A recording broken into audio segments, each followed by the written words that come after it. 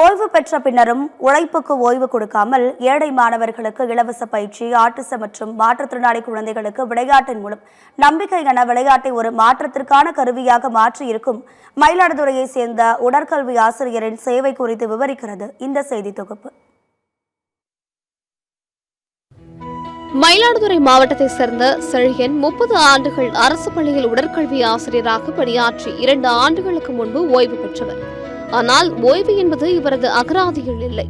பகல் நேரத்தில் தனியார் பள்ளி ஒன்றில் உடற்கல்வி ஆசிரியராக பணியாற்றி வரும் செழியன் காலை மற்றும் மாலை நேரங்களில் மயிலாடுதுறையில் உள்ள இந்திய விளையாட்டு மேம்பாட்டு ஆணை விளையாட்டு அரங்கில் நூற்றுக்கணக்கான மாணவ மாணவிகளுக்கு இலவசமாக பயிற்சி அளித்து வருகிறார். கால்பந்து, கபடி, ஓட்டப்பந்தயம், நீளம் தாண்டுதல், ஈட்டி எறிதல், இறகுப்பந்து, மேசைப்பந்து என வெளியரங்கு மற்றும் உள்ளரங்கு விளையாட்டுகளில் மாணவர்களுக்கு எந்தவித கட்டணமும் வசூலிக்காமல் பயிற்சி அளித்து வருகிறார். இருசக்கர வாகனத்தை பயன்படுத்தாமல் தினமும் சைக்கிளிலேயே வீட்டிலிருந்து விளையாட்டு மைதானத்திற்கு வரும் செழியன் காலை முதல் மாலை வரை மாணவர்களுடன் செலவிடும் நேரமே தனது உடலுக்கும் மனதிற்கும் புத்துணர்ச்சியை தருவதாக கூறுகிறார். 30 வருடங்களுக்கு மேலாக மாணவர்கள் தொடர்ந்து பயிற்சிக்கு வந்துட்டு இருக்காங்க.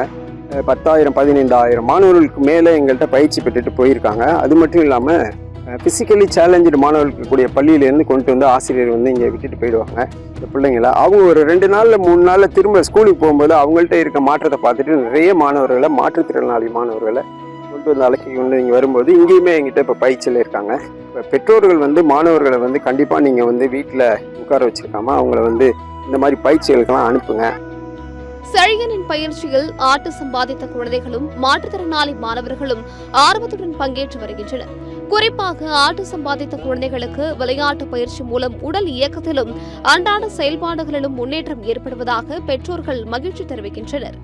அடுத்தவர்களின் உதவியை எதிர்பார்க்க வேண்டிய நிலையிலிருந்து சில குழந்தைகள் தற்பொழுது தங்களது தேவைகளை தாங்களே பூர்த்தி செய்து கொள்ளும் அளவிற்கு முன்னேற்றம் கண்டுள்ளதாகவும் தெரிவிக்கிறார்.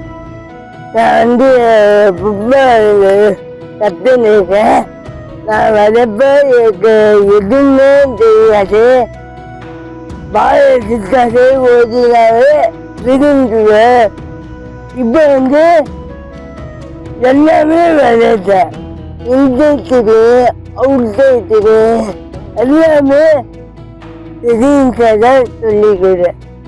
ஃபியூச்சரில் ஒரு போலீஸ் ஆபீசர்.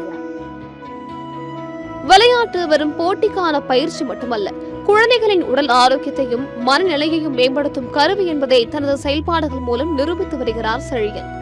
சுயநலம் கருதாமல் ஏழை குழந்தைகளின் எதிர்காலத்திற்காகவும் ஆட்டு சம்பாதித்த குழந்தைகளின் மறு வாழ்விற்காகவும் தனது ஓய்வூதிய காலத்தை முழுமையாக உழைத்து தீர்க்கும் உடற்கல்வி ஆசிரியர் செழியன் போன்ற மனிதர்களே இன்றைய சமூகத்தின் உண்மையான வழிகாட்டிகள்.